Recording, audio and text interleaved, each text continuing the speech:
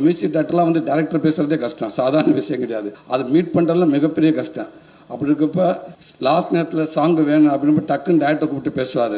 Okay sir, ஞான் செய்யும் sir, ஞான் செய்யும், please don't worry sir, ஞான் செய்யும், ஷுவர் டெஃபினெட்லி ஞான் செய்யும் sir, please please please. Okay, கொஞ்சம் நேரம் கழிச்சு குமார் சார் அடிப்பார். சார் சாங் வந்துருச்சு, ஞான் செய்யும் சார், ஞான் செய்யும், ஞான் செய்யும், don't worry sir, okay cool cool cool cool cool. கொஞ்சம் கோட்டை விக்கி அடிப்பேன். சார் வணக்கம் சார், வணக்கம், நான் விக்கி பேசுகிறேன் கோட்டேட்ரு.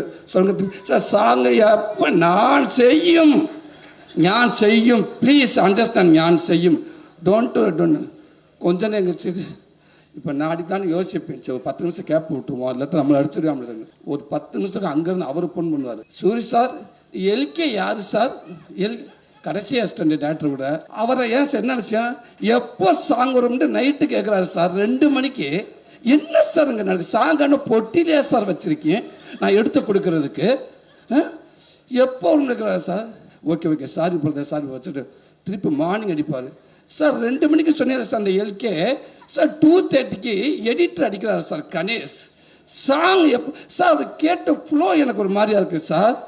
அந்த ஃப்ளோ ஒரு மாதிரியா இருக்குது சார். ஓகே தான் சார், சாங் நான் கொடுக்கும், ப்ளீஸ் எல்லார்ட்டும் சொல்லுங்க, எல்லாரையும் மொத்தம் கூப்பிட்டு வச்சுங்க, ஆஃபீஸில் பேசுங்க, நான் சாங்கு கொடுக்கும்.